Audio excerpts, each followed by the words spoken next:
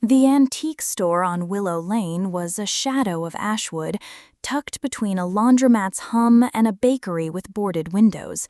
Its sign, Curios and Keepsakes, was so faded it seemed to unravel into the brick. I wasn't looking for anything that day, just killing time while my car was in the shop. At 32, antiques felt heavy, burdened with stories I didn't want to carry. But the shop's dim glow drew me in, a flicker in the gray afternoon.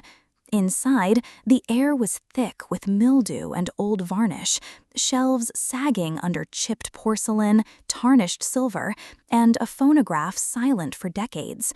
I wandered the aisles, my boots scuffing warped floorboards, until I reached a cluttered table in the back.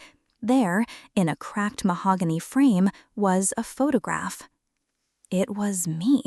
Not a look-alike, not an ancestor. Me.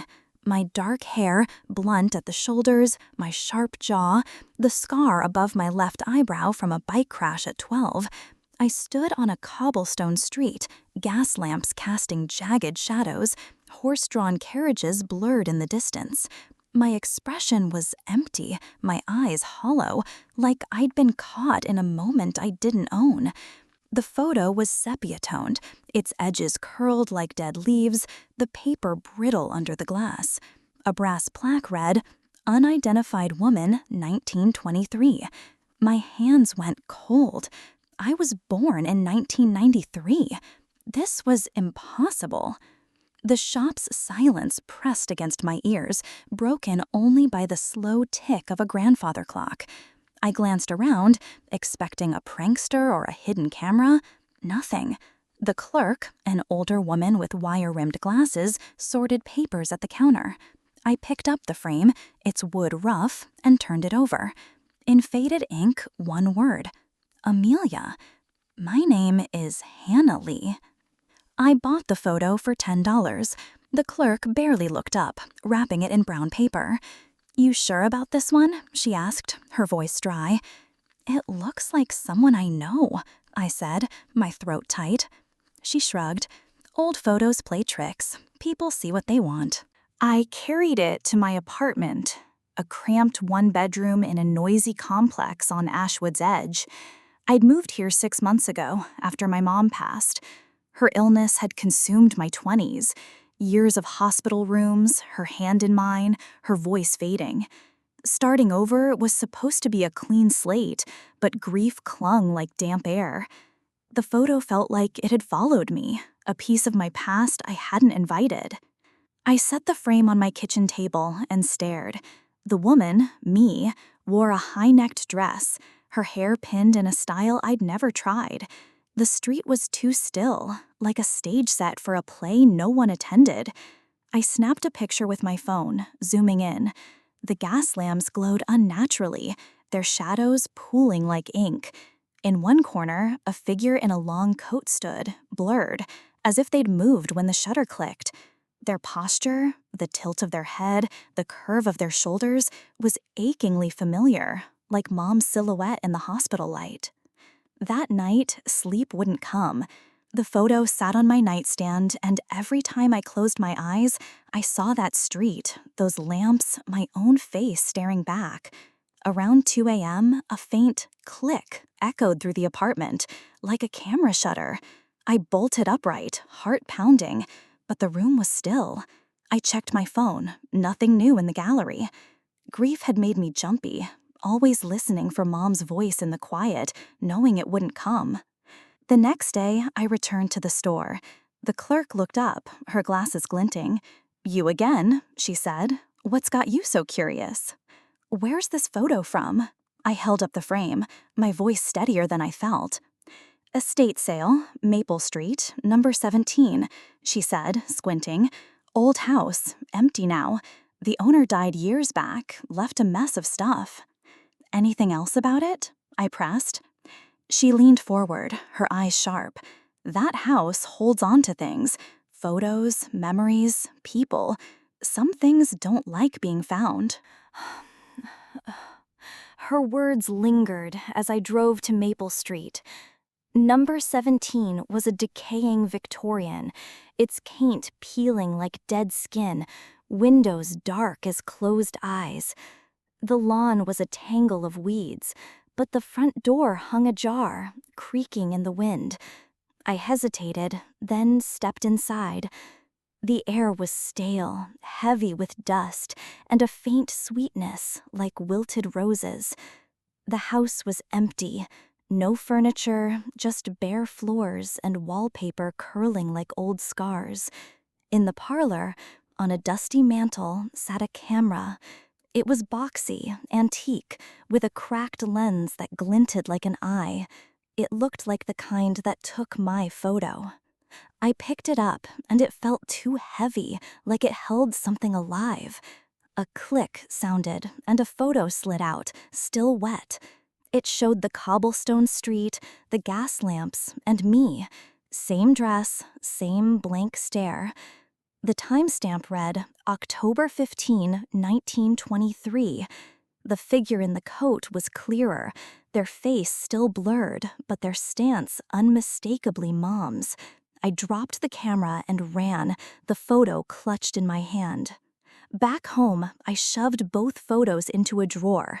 I tried to focus on work, on my graphic design projects, but my mind kept drifting to that street. I dug into Ashwood's history, scouring online archives. A 1923 newspaper article described Amelia Harper, who'd lived at number 17. She'd vanished one night, leaving only a camera and a stack of photos. The article's grainy image showed my face, my scar, my eyes. Missing, presumed dead. I wasn't Amelia. I was Hannah Lee, born decades later, but the photos said otherwise. The click became nightly. I'd wake to a new photo on my nightstand, always the street, 1923. The figure in the coat grew closer, their outline sharpening. I stopped going to work, stopped answering texts. My apartment felt like a cage, the walls too close. I kept the curtains drawn, but the photos watched me. One showed my reflection in a shop window, my eyes cloudy, like they weren't mine. I started waking with muddy shoes, as if I'd walked that street. Once, I found a cobblestone on my counter, smooth and cold, like it belonged to another time. I called my friend Sarah, needing an anchor. We met at a cafe, the clatter of dishes grounding me. "You sound like you're unraveling," she said, her voice warm but worried. "What's going on?" I showed her the first photo. "I found this in an antique store. It's me." She frowned, holding it up. "Creepy, but it's probably just a look-alike. Old photos can trick you." "It's not just that," I said, my voice low. "I keep finding more. And there's this camera. It takes pictures by itself. Every night, a click, and a new photo. Same street, same year. And there's this figure. I think it's Mom." Sarah's face softened. "Hannah, you've been through hell. Losing your mom, maybe your mind's trying to hold on to her." "I'm not imagining this," I snapped, louder than I meant. Heads turned. "The photos are real. The camera's real." She reached for my hand. "Okay, let's go to that house together. We'll figure it out." Her resolve steadied me, but the idea of returning to number 17 twisted my gut. Still, I needed answers. The next day, we drove to Maple Street. The house loomed darker, its windows black voids. The door was ajar. Sarah went first, her flashlight cutting through the gloom. "This place is a tomb," she said, her voice echoing. "You sure about this?"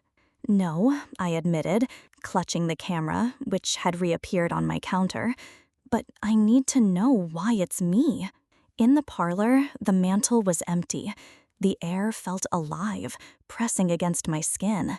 Sarah checked upstairs, her footsteps creaking, while I stayed below, my hands trembling. I aimed the camera at the parlor wall, driven to confront it. The click was deafening.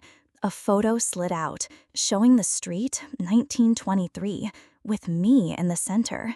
The figure in the coat was gone, but a shadow stretched across the cobblestones, too long to be mine. My reflection held the camera, my eyes cloudy. Sarah came downstairs, pale.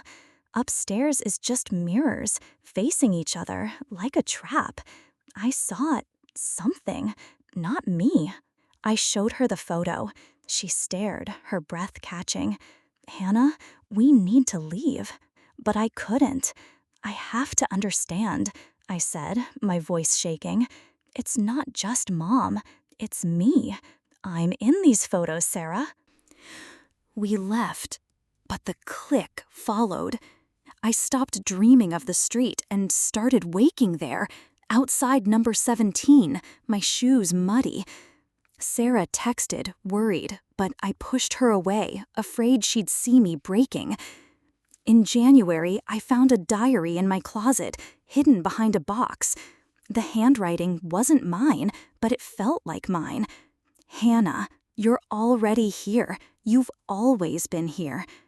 Pages described the street, the lamps, the camera. One entry, dated October 15th, 1923, read, "The camera holds what you love. It keeps what you lose. Amelia Harper, née Hannah Lee, tried to break it. She failed." Another page showed my signature, Hannah Lee, 1923. I sat with the diary all night, tracing the words. The camera wasn't just a device, it was a family curse, feeding on grief, binding us to a moment that never ended. Mom had told stories about her grandmother, Amelia, who'd vanished. She'd never mentioned a maiden name. Now I knew why. I was Amelia, or she was me, trapped in the camera's lens. The figure in the coat was Mom, then Sarah, as the camera claimed what I held closest. I called Sarah again, desperate. We met at her apartment, sunlight streaming through her plants. "I found this," I said, sliding the diary across her table. Amelia's maiden name was Hannah Lee, my name. Sarah scanned the pages, her eyes wide. "This is insane. You think you're her?" "I don't know," I said, my voice breaking. "But the camera's taking everyone I love. First Mom, now you." She hugged me, her warmth solid. "We'll stop it. We'll go back, find a way to break it." We returned to number 17, armed with the diary. The house was darker, its windows like black mirrors. The camera was on the mantel, heavier than ever. Sarah flipped through the diary, her voice steady. "It says Amelia tried to destroy it. Maybe there's a way." I nodded, gripping the camera. She wrote about burning the photos, smashing the lens. It didn't work. "Then we try something else," Sarah said. "What if it's not the camera, but you, your grief? It's feeding on that." Her words hit hard. I'd been holding on to Mom, unable to let go. Maybe the camera was using that, pulling me into Amelia's fate. I aimed the camera at the parlor wall, not to take a photo, but to defy it. The click came, but no photo slid out. Instead, the air grew cold, and the mirrors upstairs shattered, the sound echoing like a scream. A photo appeared on the floor, showing me in the street, 1923. Sarah stood beside me, her eyes cloudy, her hand on my shoulder. A note in my handwriting read, "You can't leave what you are." We fled, driving 3 states away to a city alive with noise, cars, voices, life. We shared an apartment, clinging to each other. But last night, I heard the click. I found a photo on my pillow showing the street, 1923. I stood alone, my eyes cloudy, my hand signing with Amelia Harper. I looked in the mirror, and it wasn't my face. It was hers, smiling, waiting.